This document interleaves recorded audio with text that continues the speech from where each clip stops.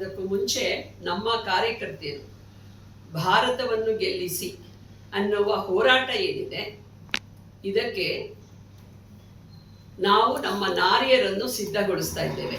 ಅವರೆಲ್ಲರೂ ಈ ಲೋಕತಂತ್ರದ ಹೋರಾಟದಲ್ಲಿ ಸೇನಾನಿಗಳಾಗಿ ಹೋರಾಡ್ತಾ ಇದ್ದಾರೆ. ಹಾಗಾಗಿ ನಾನಿವತ್ತಿಲ್ಲಿ ಉಪಸ್ಥಿತಳಿದ್ದು ನಮ್ಮ ಮಹಿಳಾ ಮೋರ್ಚಾದ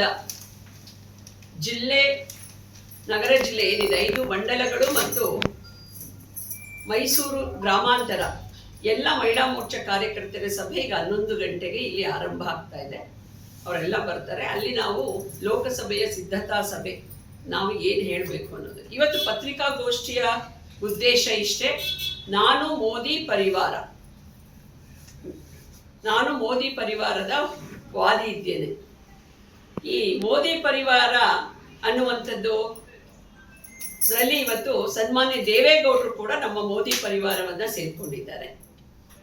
ದೇಶದ 140 ಕೋಟಿ ಜನ ಮೋದಿ ಪರಿವಾರದಲ್ಲಿದ್ದಾರೆ. ಕೆಲವು ವರ್ಷಗಳ ಹಿಂದೆ ಸನ್ಮಾನ್ಯ SM ಕೃಷ್ಣ ಅವರು ಮೋದಿ ಪರಿವಾರವನ್ನ ಸೇರಿದ್ರು.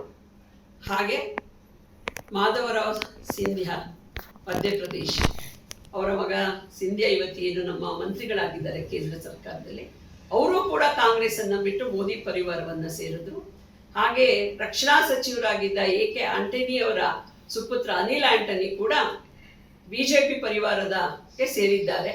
ಹಾಗೆ ಎಲ್ಲದಕ್ಕಿಂತ ಮುಖ್ಯ, ನೆಹರು ಕುಟುಂಬದ ಹಿರಿಯ ಸೊಸೆ ಮೇನಕಾ ಗಾಂಧಿ ಅವರು ಕಳೆದ 20 ವರ್ಷಗಳಿಂದ ಆಮೇಲೆ ಪ್ರೌಡ್ ಮೆಂಬರ್ ಆಫ್ ಬಿಜೆಪಿ ಅಂತೇಳಿ ವಿಸ್ತಾ ಏನು ಹೊಸ ಪಾರ್ಲಿಮೆಂಟ್ ಉದ್ಘಾಟನೆ ಆಯಿತು, ಅವತ್ತು ಸೆಂಟ್ರಲ್ ಹಾಲ್ ಅಲ್ಲಿ ಭಾಷಣ ಮಾಡ್ತಾ ಹೇಳಿದ್ರು, ನೆಹರು ಕುಟುಂಬದ ಹಿರಿಯ ಸೊಸೆ ಕೂಡ ಈ ಸ್ವಸಹಾಯ ಸಂಘಗಳಿಗೆ ನರೇಂದ್ರ ಮೋದಿ ಅವರ ಸರ್ಕಾರ ಕೊಡೋದ್ರ ಮೂಲಕ ಪ್ರತಿ ಮಹಿಳೆಯರನ್ನು ಸಬಲೀಕರಣಗೊಳಿಸಿದೆ ರಾಜ್ಯದಲ್ಲಿ ಮತ್ತು ರಾಷ್ಟ್ರದಲ್ಲಿ.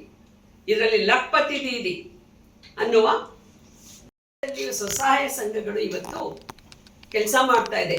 85 ಕೋಟಿ ಮಹಿಳೆಯರಿಗೆ ಅದರ ಸದಸ್ಯರಾಗಿ ಲಾಭವನ್ನು ತೆಗೆದುಕೊಂಡಿದ್ದಾರೆ. SHG ಗ್ರೂಪ್ಗಳಲ್ಲಿ ಹಿಂದೆ